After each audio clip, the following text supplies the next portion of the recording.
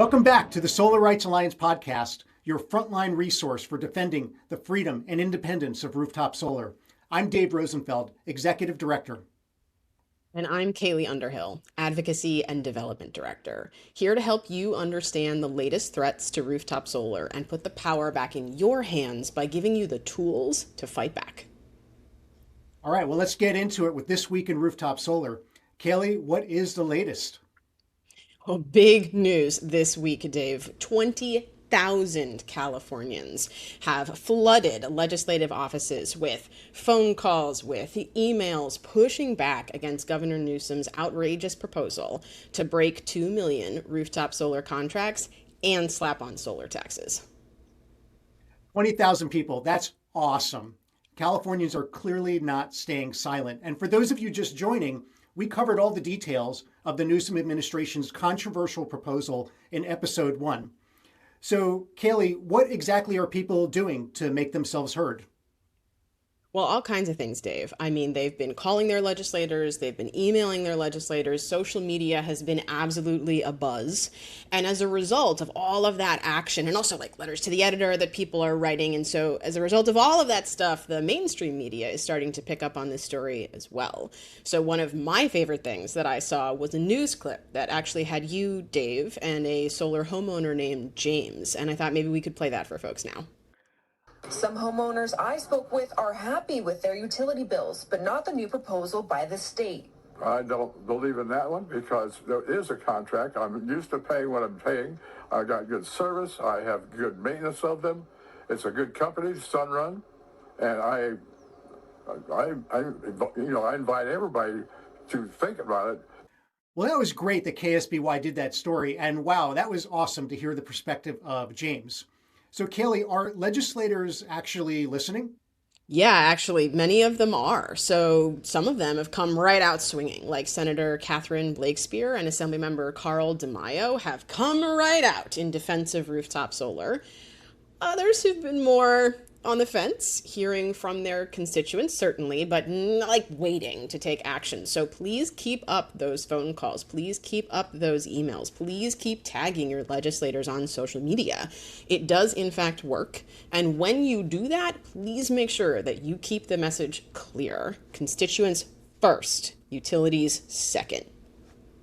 Yeah, that's totally right. And rooftop solar users are doing a great job. I'm definitely getting calls from legislative offices asking for more information. And that's a good sign that our voices are being heard. And also, it's clear that we have a lot more work ahead of us. And today's guest is going to help us to unpack all of the stuff that's going on in Sacramento, what to expect in the next few weeks and months, and then what we need to do in order to be able to defend rooftop solar. Our next guest is the perfect expert to guide us through the next steps in this battle. Bernadette Del Chiaro led the groundbreaking campaign 20 years ago to convince Governor Arnold Schwarzenegger to launch the Million Solar Roofs initiative. For the last 12 years, she's been at the helm of the California Solar and Storage Association, helping to work tirelessly to expand rooftop solar to people all across the state. And most recently, she started a new chapter as a senior vice president at the Environmental Working Group. Bernadette, welcome to the show. Thank you, Dave. Hi, Cailey. Great to be here. So, can you first start by telling our listeners how you became a rooftop solar advocate? I mean, I had spent the better part of the 1990s fighting the unwanted byproducts of our energy system, whether that's air pollution, coal ash dumps, even, unwanted radioactive waste from nuclear power plants. There's a lot of different unwanted byproducts that we don't really think about every single day, but just are tied to how we generate energy. And so when we entered a new century, I decided I wanted to focus on solutions and alternatives. And there's no more obvious solution, more abundant solution, more powerful solution, more accessible solution than rooftop solar energy. And when I say rooftop, I mean anybody, any consumer, be they a school with a parking lot or, a renter with an apartment building over their heads, or a single family home, it doesn't matter. You have access to this amazing technology, and there's just nothing more transformative and powerful than rooftop solar. So decided that that would be what I would focus on. And here in sunny California, with a huge population and a huge amount of sunshine and a lot of problems with how we generate energy, financial and environmental, and so that's what I've been focused on. And there's lots of other problems to work on, but there's just, rooftop solar is like the no-brainer of the century, and we've only scratched the surface. Absolutely. Thank you so much for being here and for sharing your experience and your expertise with all of our listeners. And so I'm just curious, you've been working with the legislature for a very like decades. And I'm curious to know, what's the mood in the legislature right now? Like what should we be expecting? What should we be looking for? Are there any bills we should be aware of? What's your take on what's going on with the legislature right Yeah. now? Well, the legislature is a funny place.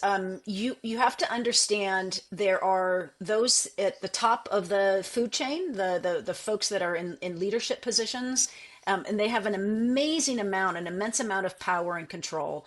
But there is what we call the rank and file legislators, and those are the ones that when they rise up, just like in our own democracy setting, in our communities, when the rank and file rise up, they can really have an impact. And so I would say within leadership in Sacramento, PG&E is sort of has their stranglehold on the thought and the policies being proposed. But among the rank and file legislators, the ones that just represent you and I in the state legislature, they are fed up just like the rest of us. I think there's an opportunity to really fight back and push for real change.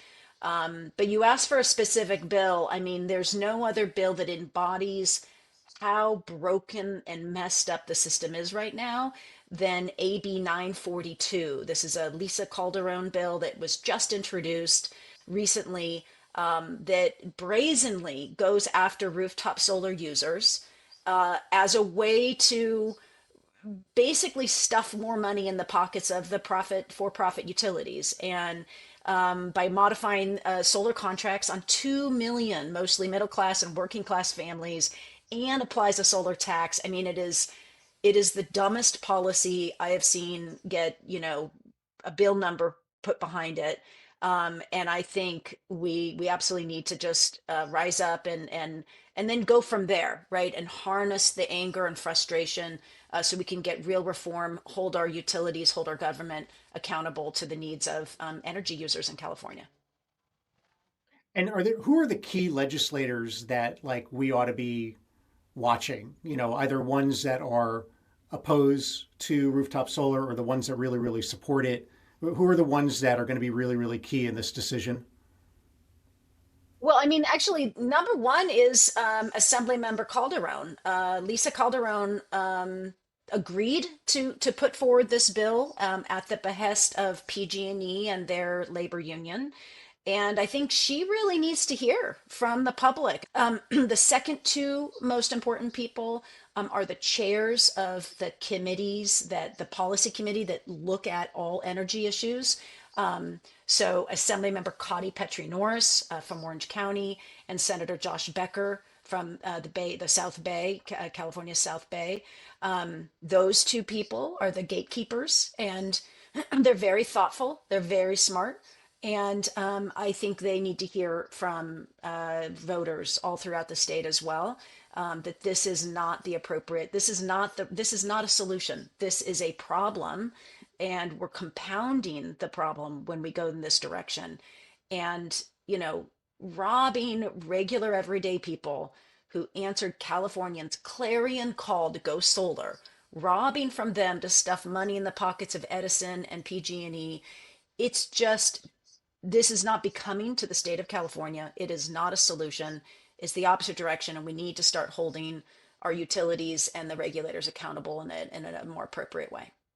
You're here. And I gotta say, every time I hear you speak, I just want to stand up and cheer. I'm like, yes, exactly that, precisely that.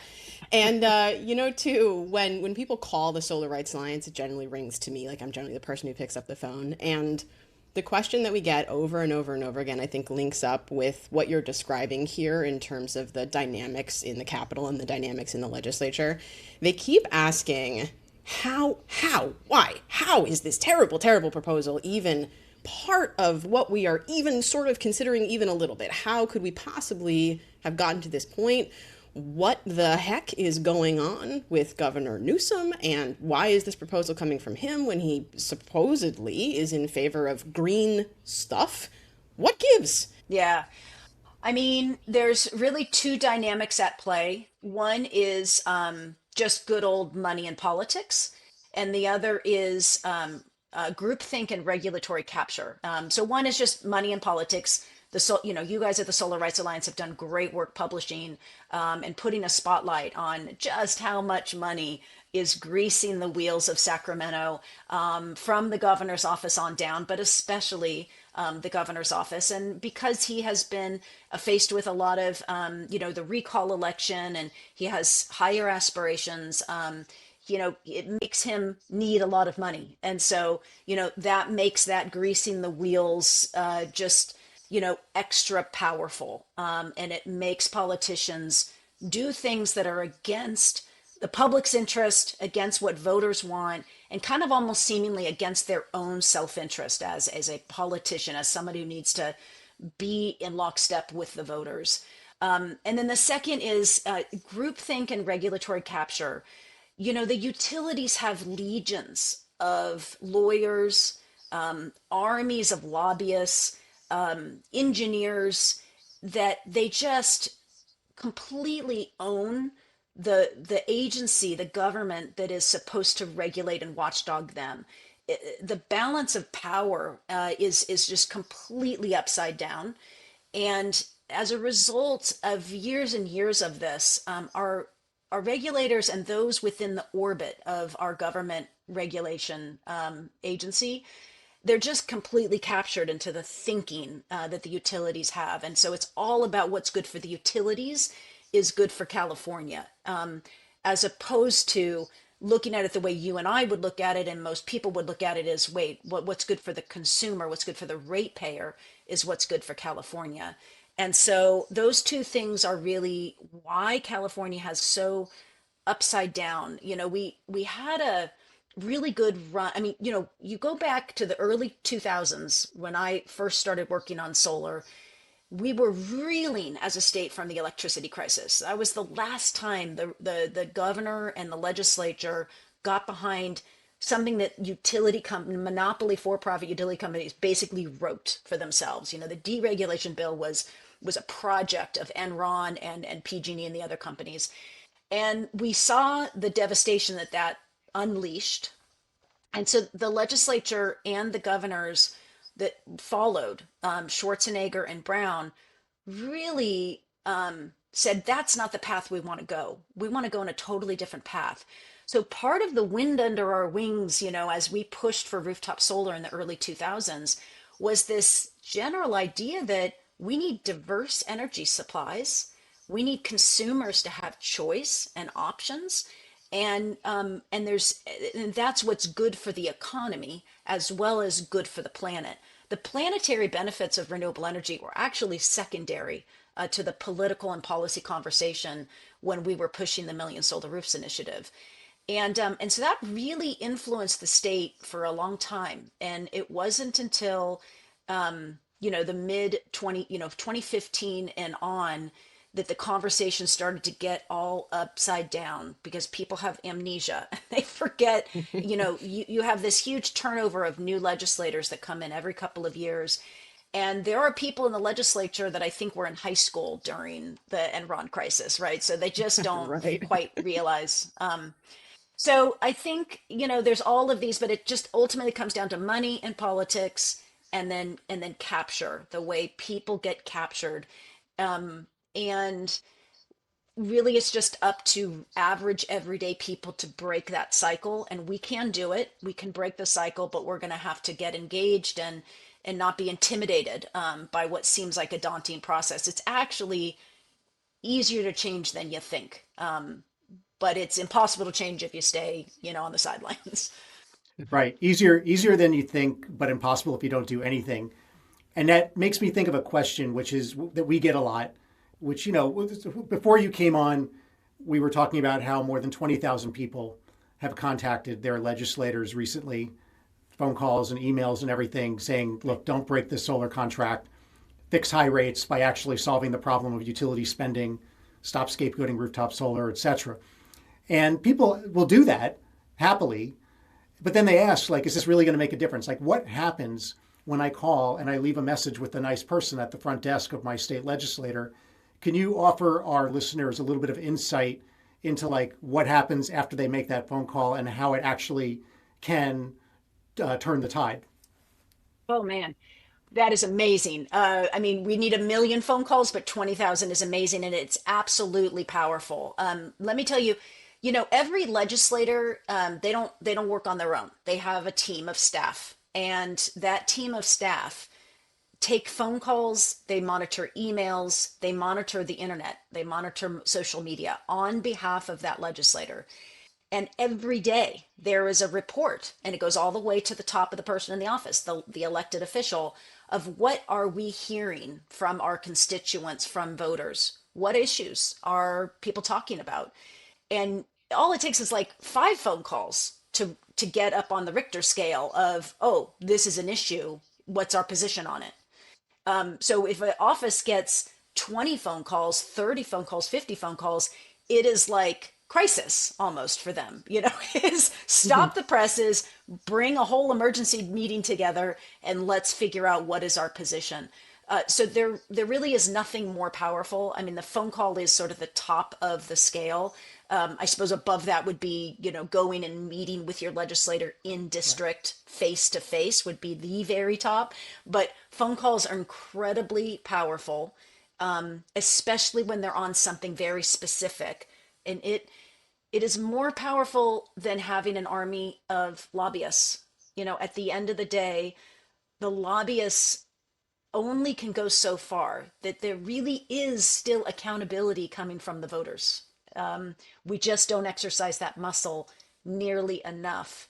And so that's why, we don't get to see the change we want to see in the world. It doesn't happen on its own. I like how you talk about it as a muscle. And speaking of the change that we want to see in the world, can you talk a little bit about like your long-term vision for rooftop solar? And both that and then also what are the concrete steps that our lawmakers could be taking today if they wanted to really achieve the long-term vision? Yeah. When we came up with the Million Solar Roofs Initiative, passing that law in 2006 after 3 long years of fighting for it, the vision was never to build a million solar roofs. I mean, it was a million, but it wasn't to stop there. It wasn't like, oh, once we build a million, we're done. It was to jumpstart and completely revolutionize the way we use and generate energy, to make it local, to put it in the hands of consumers, to tap into all of the sun that we have raining down on our rooftops and our parking lots and our cities every single day. I have a friend recently that said, if it rained oil, you better believe we would put buckets all over our roof and collect all of that oil. That's all we're doing with solar panels. And so the vision is to just maximize all of our built environment, all of the roof space, all of the parking lots, maximize everything. Someday we'll get the technology to be good enough to cover our cars with solar panels, to, who knows, the roadway stuff is so cool, whether it really ever makes sense to make asphalt that's, photovoltaic in nature. But the point is, engineers can do amazing things when you create the opportunity to use human ingenuity. We've only scratched the surface on what we can do with solar. Our vision is to basically maximize how we generate energy locally, store it and use it on site, or within our communities. AI centers, right? Don't try to build a huge power plant hundreds and hundreds of miles away in order to power an AI center. Maximize the facility itself and then put rooftop solar on all of the community around it, right? We have only scratched the surface. We've built about 15 gigawatts of distributed solar in California. By our estimates, we could get at least 100 gigawatts just with solar, just with rooftop distributed solar. And that's probably a really conservative estimate. So we can do basically power California with distributed solar energy, but we've got to put the policy behind it, the vision behind it, and the power of the pocketbook, of the purse, of the consumer purse. What legislators should be doing, what the governor should be doing, is first and foremost stop attacking rooftop solar.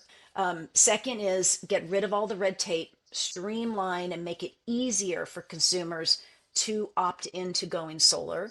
And that's red tape like limiting the size of the system on your roof. I mean, we have all sorts of rules that are just really dumb. And then the rest is just make it simpler for us to share.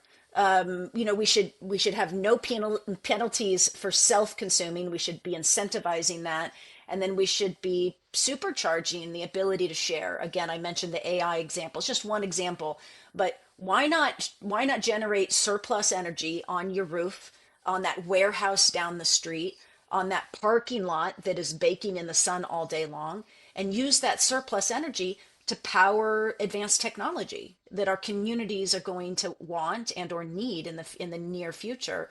Power all of those electric cars. The government should be reaffirming that vision that we started 20 years ago with the Million Solar Roofs initiative, and just putting the power of the government behind it in partnership with consumers and local communities.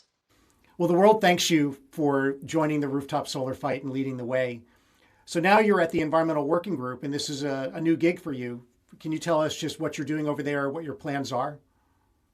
Yeah, I'm really excited. The Environmental Working Group, if you're unfamiliar with them, they're a national nonprofit environmental organization, really a leader in informing consumers about how to live healthier, whether that's, getting pesticides out of our food, how to buy food that isn't laced with chemicals that cause you harm, or in the case of energy, how do we get informed about where our energy comes from and how do we push for healthier energy, for healthier living? So I'm really excited to join forces with the Environmental Working Group, and based here in California, where we're going to really focus on the tools and the choices that consumers have to live more, and provide for their family and for their community in a clean and rational way, which again, rooftop solar is at the center of that.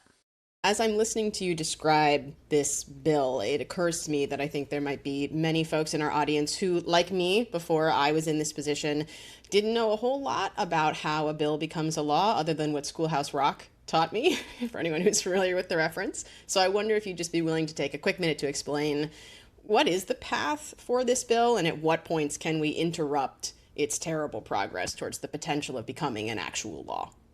Yeah. I mean, Schoolhouse Rock actually got it really well. I mean, they left the Good. money and politics. They left the money and politics out. And so the one thing that every bill needs to do is pass the policy committee. Every bill gets assigned to some sort of policy committee. And the only way you can advance through the process is if you get a hearing and you get a majority of people to vote for that idea. And then it advances to the next, which it is a hot potato. And we just make it clear that this is one big mistake. We can, keep it from even being heard, or if it is heard, which, Assemblymember Calderon is on the committee, so, it's going to be hard to not let her have her bill heard. But if we can make it such a hot potato, maybe she'll drop it because she'll realize, ooh, I kind of stepped in it with this one. I didn't mean to do this. This is not the image I want to project out to California. This is not who I am. And so we can kill it. And then minimally, hopefully we can just keep it from having the votes. There are 18 people on that committee. So we need to just peel off, a handful of votes, really. It's actually pretty small when you think about it, and it's doable. So Bernadette, is there anything else that you'd like to share with our listeners before we move on to the next segment? I mean, I just always want to repeat that never underestimate the power of consumers and everyday people to make change. And whether it's, we have built 8 nuclear power plants worth of solar energy on rooftops, and the largest battery in the world is hanging on garages all throughout the state of California. And we can get past the utilities and their stranglehold on Sacramento. We can hold our government accountable and get California back into that leadership place on clean energy by working together. It really is powerful. It really does work. And, everybody listening to this, just get engaged, get active. It doesn't require you, dropping everything and moving to Sacramento. Just a phone call. This bill, AB 942, the Lisa Calderon bill, it has to pass through the Assembly Energy Committee. If we make this thing a hot potato, an email and sharing it on social media, it really is powerful. So thanks to you guys for doing what you do. We're building the dream one roof at a time, and we will get to where we need to get in this state and beyond. Love it. Thank you so much for being here today. What an honor to be in this fight with you. Thank you. Thanks. Now it's time for Solar Heroes, where we give a shout out to an awesome Solar Rights Alliance member. So Dave, who's our solar hero for this episode? Yeah, our solar hero for this week is Lee, who organized a team of volunteers to send tens of thousands of text messages to solar consumers, alerting them to the Newsom administration's proposal to break the solar contract. Yes, thousands of people took action because of Lee's organizing around this issue. And I mean, she spent hours and hours making sure that people got the initial message, knew what was happening, and then answered questions that came in from literally thousands of individuals who wanted to make sure they had the right information, the most updated stuff, and she just handled it every single time. It was awesome. And Dave, this is not the first time that Lee has done something like this, right? Oh, totally. Lee has been organizing and leading the texting team for years. In addition, she talks to the media. She is always lobbying her legislators to keep them honest about rooftop solar. She led an effort to stop her local utility in Sacramento from charging everyone a solar tax. Lee's a total dynamo. We love working with her. Thank you, Lee. All right, let's check in with the action team. Cailey, what is going on at the Solar Rights Action Center? Well, hi, Dave. Here I am over at the Solar Rights Action Center, and this is a red alert. I repeat, a red alert. If you have not yet called your legislators, emailed your legislators, posted on social media, written into your local paper, and told everybody you know, this is the moment to do it. We have all the tools that you need for all of those actions on our website. You can see it right here on the screen. It is solarrights.org/don't break the contract -action. Again, that's solarrights.org/don't break the contract -action. Again, this is a red alert issue. We need everybody to be taking action today. Even if you have already reached out to your legislators, do it again. Send them a different message, send them another message, keep going until they firmly say they will defend rooftop solar contracts and resist any solar taxes. Yeah, that's great. Keep it up, everyone. You're doing a great job. We know that legislative offices are listening. We are getting calls from those legislative offices asking for information, and that's a very good sign. We also know that the utilities and their allies are lobbying these same legislators with their point of view. So keep the calls and the emails coming in and everything else you're doing, and let's make this proposal dead on arrival so that we can defend everyone's right to go solar. What a great show. Thank you everyone for joining us for episode 2 of the Solar Rights Alliance podcast. So excited to be hopping on these platforms, trying to reach more people to make sure that you have good information to take action. And thank you so much to everyone who is out there taking action to stop this terrible proposal that would break 2 million rooftop solar contracts and slap on a solar tax. Indeed. Yes. Thank you for tuning in to the Solar Rights Alliance podcast. We will see you on the next episode where we help you put the power back in your hands and defend the freedom and independence of rooftop solar. Bye-bye.